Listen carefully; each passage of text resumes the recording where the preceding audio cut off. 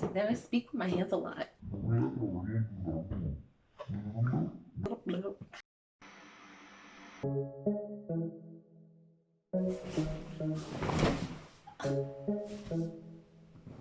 Coming to you live from my crib. Welcome back to my channel. I've been meaning to take a moment to really reflect on my birthday because I just turned 29 like 2 weeks ago. And I was just like, I kept on going. I saw friends and then I was working and then blah. I think I was avoiding to take a moment to do that. So reflecting on my 20th year, I really looked at old notebooks, photos, um, my calendar. Yeah, I really looked at all that to see what did I actually accomplish. Also, oh my gosh, I did, because of my therapist, I had done like life goals and also like planning for 3 months, for the next 3 months, like what I want to do and how that's going to come about and stuff like that. So yeah, last year was a year of action. I did a lot in terms of putting myself out there um, for my creative practice, and that's really what I wanted to do because it's so easy to hide and to self-sabotage. So I'm really proud of myself for all that I did. Yeah, good job. Good job, past self. You did the thing. You did it. You did it. Now, future self, listen. 29, the last year before 30, I want it to be a year of reflection. And I want that, reflective state to manifest in different ways. What did I? Okay, I took notes because I was like, damn, I thought I was thinking like, oh my gosh, 29 is gonna be this, it's gonna be that, and then that made me think of this and this and that.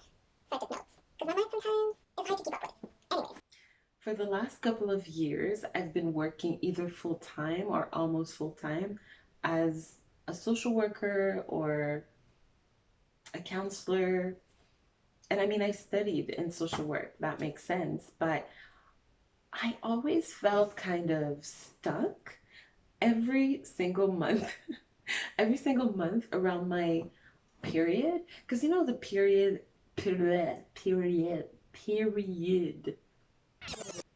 period. I've been feeling stuck, not stuck, trapped. Trapped like I felt like I couldn't put all the time and energy into my creative practice and healing and just have a balanced life or schedule, if that makes sense. And I tried to change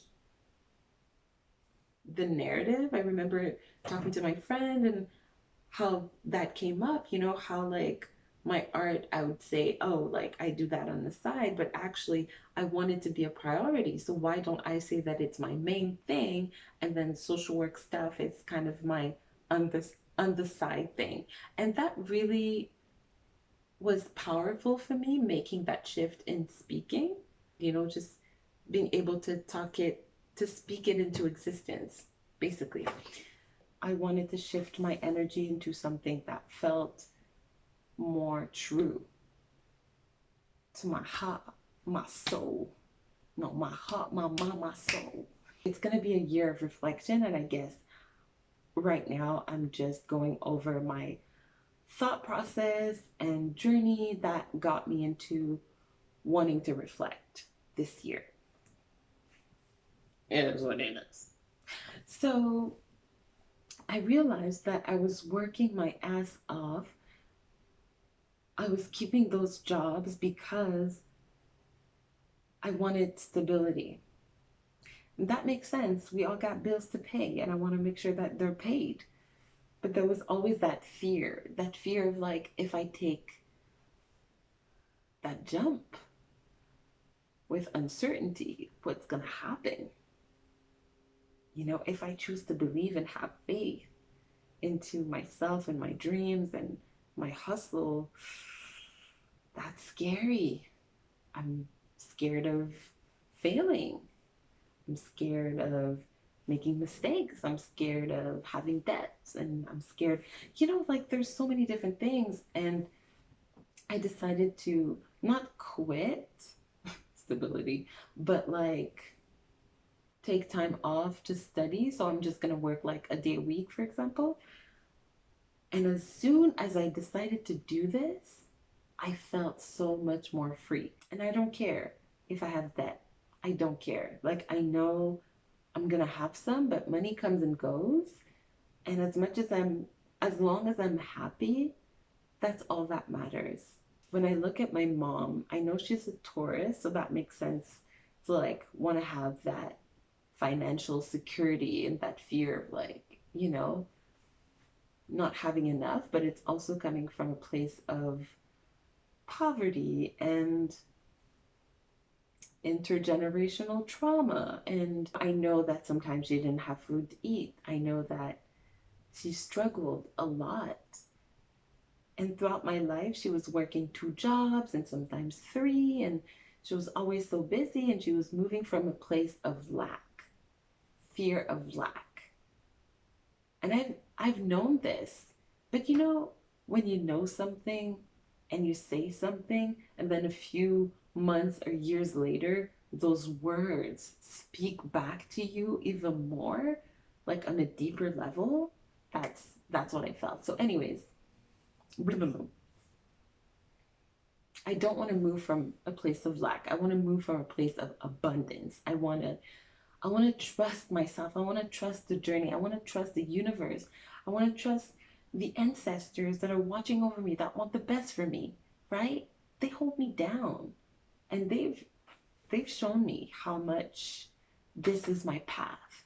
And like a miracle happened. Like I was praying a lot, following this prayer given by Bahati Life. If ever you don't follow her on YouTube, she's amazing. She's a professional astrologer, intuitive, messenger, everything. She's great. Tarot card reader. So I followed that prayer, and something happened. Like, I got access to money, at least to start and be okay, like struggle, but not too much. And that was a miracle for me. Like, that was me trusting the universe. So I'm really excited to have a year of reflection. And reflection, I feel like when thinking of reflection, it's kind of like being in a bubble, not doing anything, like just observing. And it's like, yes, but to me, I want reflection to be a verb, right? Um, so for example, I'm going to start grad school, but at first I'm going to study some scholars that I really enjoy, and study some theories and the work that they've done. So even though I'm going to be doing something, to me that's reflection, because I'm looking at what has come before me and how that speaks back to me. And also YouTube. So I was like, oh my gosh, maybe that's not the right time, because I watched Mars in Retrograde's Bahati Life video, and she was talking how right now is the time to like revamp and rethink things before launching them. And I was like, oh my gosh, I started the YouTube channel. Like, is it not a good time for it? But then it's like, wait a minute, I'm doing this for myself. I mean, obviously, if it resonates with other people, that's really great. But my first objective is to have a space where I can just be me. I'm not going to go into the views or anything like that. I'm just going to keep it like how it started and how it is, just being me and sharing pieces of my journey. Journey is, I'm going to see it as me journaling. So sometimes it's really hard to get myself to taking a pen and writing things down. It's as if like there was a fear of facing what was going to come down on paper. And journaling doesn't only come in a form of writing down things in an actual journal.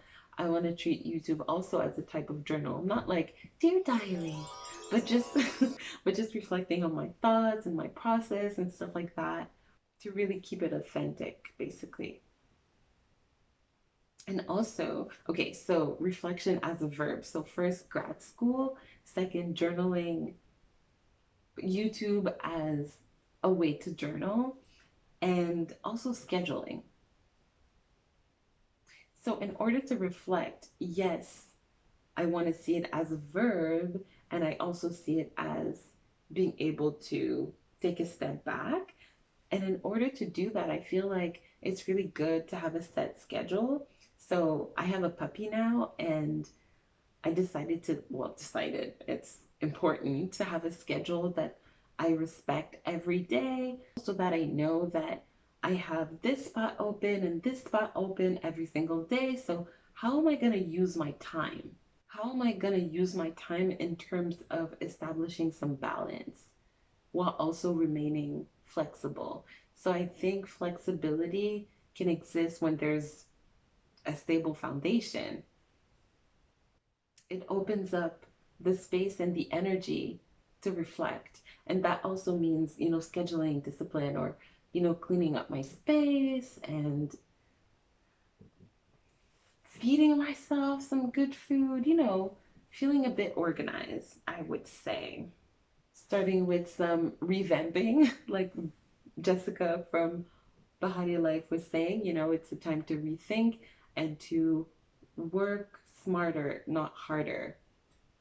So to me, it's like stopping work, navigating how I want to approach my research journey in grad school.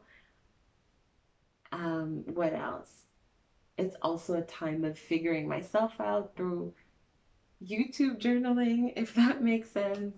I'm just really excited. So it's not about creating new projects and stuff like that. It's just about seeing what's already there, taking it all in, and seeing how I can balance everything. And I'm really excited to see where that leads me. And we'll see what I'm gonna choose for being 30. But I think that's a really great way to end my 20s, right? To reflect on what's happened before, to have a clear vision of where I'm going. That was a long video. Thank you for still being here with me, future self. I hope you're listening. I'm going to say that every time, every single time. You listening? Right. Okay. Okay. All right. All right. I trust you. I trust you. I do. I do. All right. Bye.